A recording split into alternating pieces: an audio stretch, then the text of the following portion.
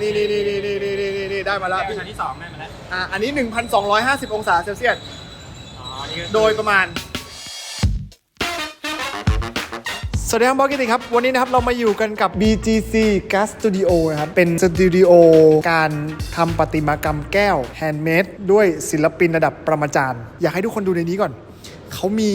งานที่ทำด้วยแก้วจากศิลปินทั่วโลกเลยเช่นชิ้นนี้เป็นเข็มฉีดยานี่ช่วงโควิดเขาอินสไปร์มาว่าวัคซีนเนี่ยมันชิงดีชิงเด่นกันในแต่ละประเทศเนาะเราไม่มีทางรู้เลยว่าวัคซีนไหนมันดีสำหรับเราคือนี่คือธงชาติอเมริกานี่น่าจะจีนอะไรอย่างเงี้ยแบบ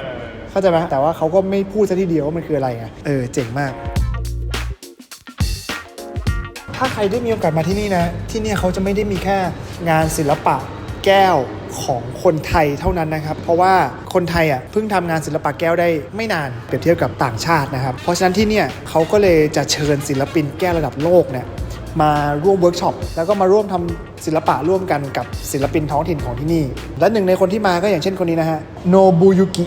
ฟูจิวาระนะฮะคนญี่ปุ่นด้วยคนนี้มาจากญี่ปุ่นทุกงานศิลปะของศิลปินทุกคนเนี่ยเขาจะมีอะไรที่แบบเขาจะโชว์ความเป็นตัวเองออกมาผมเดาว่าของคนนี้ก็คือไอตัวความบางของใบไม้ข้างๆเนี่ยแหละที่มันออกจะเหมือนจะเป็นรูปคริสตัลแต่มันไม่ใช่ไม่รู้เขาทำได้ยังไง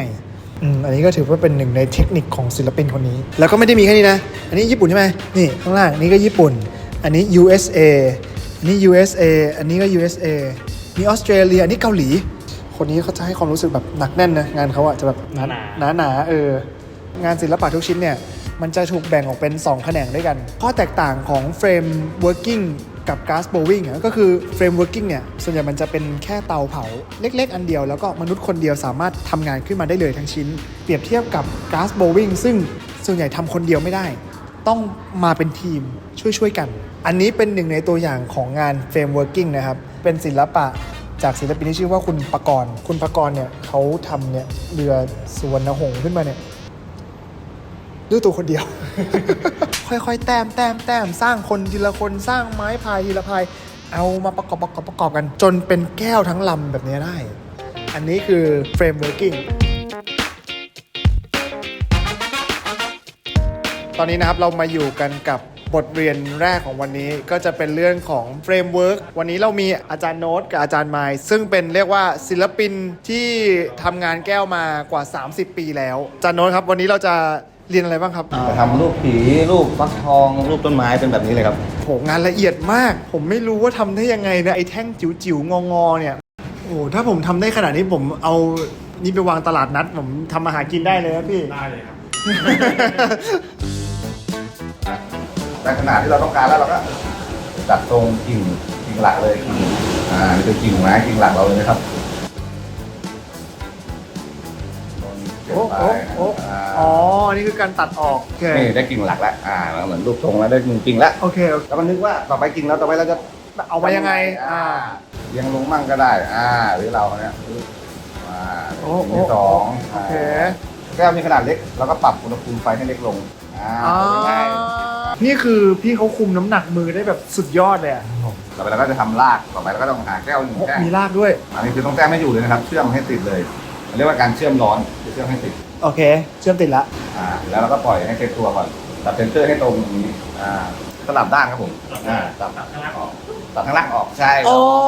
เปลี่ยนมือจับเพราะมือเราจับแก้วไม่ได้ไงเราเป็นมนุษย์ลืมทำรากแล้วคราวนี้ทำคล้ายๆกับทำกิ่งแหละแต่ว่าเขาจะขนานกับพื้น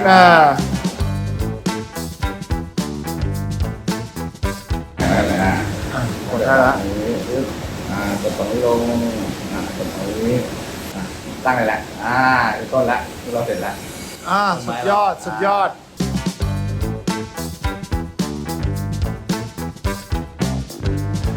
โอ้โหเกลียวปลาย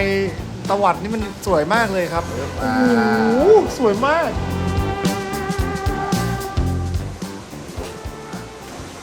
โคตรนุ่มให้ตายเถอะผมอยากซื้ออันนี้ไว้ที่บ้านเลยกลมๆก่อนแล้วก็มีแท่งอันนี้ไว้จับใช่ครับผมครับ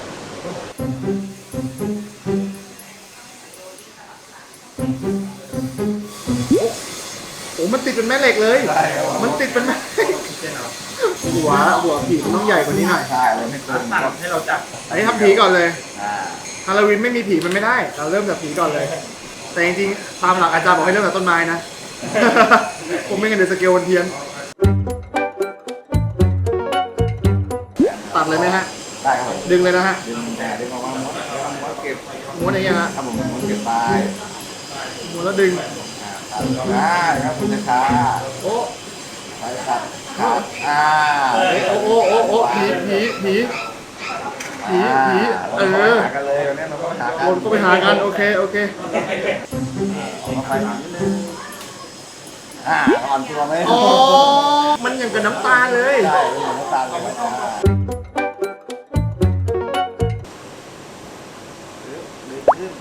เรื่องน้ำตาเอียงอยู่เลยแก้ตาก่อน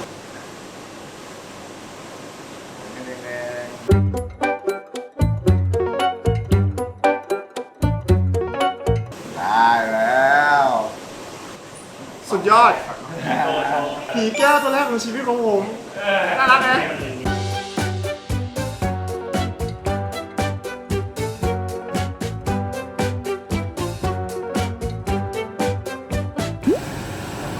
อะไรของกูเนี่ย ขาดนะเดี๋ยวขาด ขาดแน่นอนตัดเลยแล้วกันมาขนาดนี้แล้ว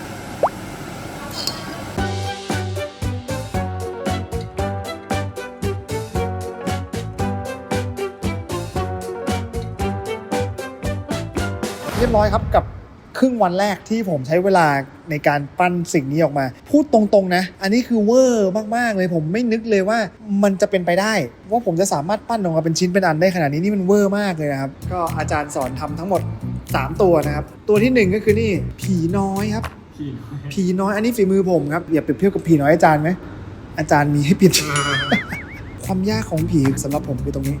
ไอ้ตรงกระโปรงเนี่ยไอ้ตรงชายเสื้อมันต้องแบบทำให้มันร้อนแล้วก็บีบออกมาค่อยๆบีบร้อนแล้วก็บีบจนมันออกมาเป็นไอ้กระโปรงเนี่ยแล้วก็ลูกตาเนี่ยผมอยากให้มันฝังลงไปอ่ะอยากให้มันไม่นูนออกมามากก็จะต้องค่อยๆลนแค่ตรงลูกตาด้วยนะลนไปเรื่อยๆให้มันยุบลงไปแล้วก็ความยากของทุกอันที่เหมือนกันก็คือการทำห่วงก็จะสังเกตได้ว่าห่วงผมมันยังน่าเกลียดอยู่ ถ้าเปรียบเทียบกับห่วงของอาจารย์นะชิ้นที่2นะครับที่วันนี้ได้เรียนรู้มาก็คือนี่เลย ดูออกไหมว่า ฟักทองนะ ไอ้ดูออกเลยฟักทองนี่ดูฟักทองอาจารย์โอ้ยน่ารักกว่าเยอะมากชิ้นที่3ที่อาจารย์สอนก็คือนี่เลยค้างคาวครับถ้าคนอยากรู้ว่าแล้วค้างคาวอาจารย์เป็นยังไงอยู่นี่คืออาจารย์เขาสงสารที่ผมเวลาไม่พอทำไม่ทันเขาก็เลยให้ค้างคาวที่เขาทำไว้แล้วตัวหนึ่งมาตกแต่งแล้วส่วนนี้ก็เป็นค้างคาวที่ผมทำเองชิงตอนนี้ก็จบไปละในส่วนของ frameworking เป็นงานทำแก้วแบบเล็กๆนะครับแต่ถ้าในส่วนของงานภาชนะหรืองานใหญ่เนี่ยเราต้องไปในส่วนของ hot workshop นะครับเป็นส่วนของ glass blowing เดี๋ยวไปดูกันว่าพี่ๆศิลปินเขาทำอะไรอยู่ใน hot workshop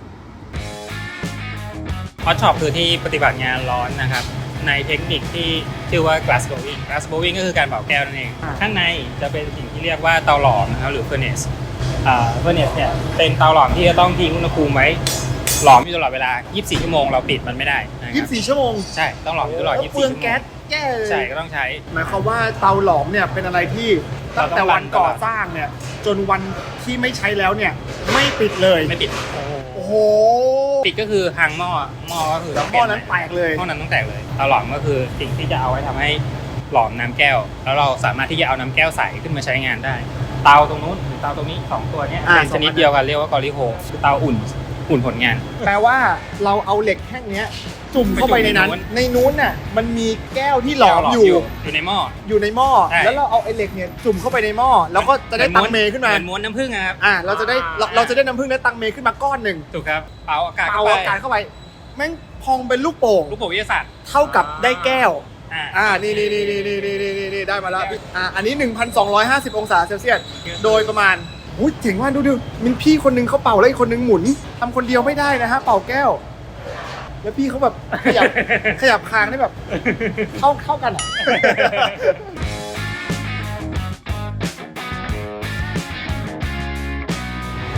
การเปลี่ยนผ่านผลงาน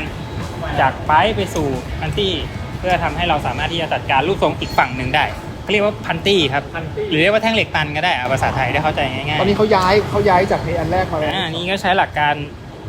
ช็อคแก้วเหมือนกันเหมือนเรากรีดกระจก เรากรีดกระจกให้เกิดรอยเสร็จปุ๊บเราจะหนีบมันเพื่อให้เกิดรอยนิดนึงมันจะแคร็กตามรอย แล้วไอ้ตัวน้ำเนี่ยมันถูกหยดไปนิดนึงมันจะทำให้แก้วมันช็อคอุณหภูมิแล้วมันก็จะแตกตามรอยเมื่อกี้เขาก็เลยเคาะออกได้ง่ายเขาหยดนิดเดียวใช่ไหมแล้วก็เคาะปุ๊บมันออกเลยคราวนี้กลับมาปะเป็นอีกด้านหนึ่งแล้วมันจะมีรูอยู่ตรงนี้อ๋อนี่ไงได้รู ได้ดูอันนี้ก็ขยายหรือเปล่า ก็จะขยายออก อันนี้ขั้นตอนไหนนะฮะ การเก็บชิ้นงานเข้าเตาหลังจากที่เราทำงานเสร็จเรียบร้อยแล้วชุดอลูมิเนียมมันจะสะท้อนแล้วก็กันความร้อนใช้สำหรับจับชิ้นงานอย่างนี้ถ้าทำให้ทั้งคนข้างในมันไม่ร้อน ดูข้างในดูข้างในปะเขาวางไว้ มีฟักทองเมื่อเช้า ร้อนจัด อุณหภูมินี้อยู่ที่ 490 เนี่ยมันเป็นอุณหภูมิมันในลิง อธิบายคอนเซปต์ของการทำแก้วก่อนหลายๆคนอาจจะไม่รู้ว่าเวลาที่แก้วร้อนๆอ่ะแค่วางไว้เฉยๆในห้องอ่ะมันก็แตกแล้วใช่เพราะว่ามันเครียดนะแล้วจะผสมมันเป็นนวดก็ไม่ได้มันไม่ได้คลายเครียดแบบนั้น ขึ้นรูปในงานร้อนเสร็จแล้วเนี่ยเราก็ต้องค่อยๆพาเขาลงอย่างอุณหภูมิที่มันร้อนมากๆเนี่ยลงอย่างช้าไปสู่อุณหภูมิห้องเสร็จปุ๊บเราค่อยเข้าไปสู่ ถึง post จะ process post processing ด้วยห้องเย็นหรือ pro shop ฮะโอเคก็หลังจากที่เราอยู่ในฮอตช็อปมาแล้วไม่น่าเชื่อสถานที่แห่งนี้มีห้องแอร์ด้วยติดกับฮอตช็อปเลยอันนี้เป็นส่วนของ post processing นะครับแล้วก็ผลงานของพี่คาเบตนี่นะฮะ นี่เป็นส่วนประกอบของผลงานจริงๆแล้วมันจะมีองค์ประกอบมากกว่านั้นค่อนข้างเยอะอันนี้มันเป็นชุดน้ำพุที่เหมือนน้ำพุที่มันค่อยๆพุ่งขึ้นไปแบบนี้มันจะต่อกันเป็นชุดๆขึ้นไปลองยกดู ตามในคอนนี้ก่อน10 โล 10 ถึง 15 โลอยู่นี่ สังเกตว่างานผมมันจะไม่ได้มีสีสันเยอะผมอยากโชว์ความเป็นวัสดุความโปร่งใสของมันการที่มันสะท้อนแสงจริงๆแล้วมันพูดถึงได้ในหลายๆเรื่องในตัววัสดุของมันไม่ว่าจะเป็นแบบความบริสุทธิ์หรือความสะอาดอะไรอย่างเงี้ยที่มันพูดถึงแบบตัวแก้วใสอะไรแบบนี้ครับ พี่บอกหน่อยว่า exhibition พี่จัดวันไหนที่ไหนพี่ 25 ตุลาคมจนถึง 30 พฤศจิกายนที่ Adele Third Place นะครับ เดี๋ยวไปดู exhibition พร้อมกับไปเจอขี้คาเบตได้ที่นั่นเลยไอตรงเนี้ยมันมีเครื่องมืออะไรบ้างแล้วก็ต้องทำอันไหนก่อนไหนหลังบ้างครับ มันจะเป็นเรื่องปกติของแก้วที่มันจะมีรอยต่อจะมีรอยต่อ รอยต่อที่เราหักออกมาจากเสาอ่ะ ใช่ถ้าสมมติว่าอยากจะรู้ว่างานอันนี้มันเป็นแฮนด์เมดไหมให้ดูที่ก้น แต่ถ้างานที่มีเส้นผ่าตรงกลางเนี่ยมาจาก ฉีดการเป็นโมแน่ ฉีดแน่ แต่สำหรับพวกแก้วใสพวกแก้ววายที่แบบบางทีเราไปเจอในห้างที่ราคาสูงๆไปแล้วเป็นหมื่นเงี้ยแล้วดูว่าอันนี้มันคนทำหรือว่าเครื่องจักรอะไรอย่างเงี้ยซื้อสีแบบที่มันเป็นโทนเดียวไอ้พวกนั้นมันจะมีโอกาสที่เครื่องจักรทำได้แต่ถ้าแบบเป็นแบบพวกที่แบบใส่ลวดลายใส่สีใส่แบบอย่างนี้มันไม่มีทางที่เครื่องจักรจะสามารถแบบทำมันได้แล้วก็จะอยู่ในระหว่างโปรเซสการขัดก็จะมีรอยต่อ ขัดก็คือเริ่มจากเครื่องเบลซันเดอร์เหรอ มันเรียกว่ามันขึ้นอยู่กับรูปทรงถ้าสมมติว่าเป็นจากการเรียบๆที่เราต้องการก้นให้มันเรียบแล้วก็จะเริ่มจากตัวแฟลตไกลดิ้งตัวนี้ โอ้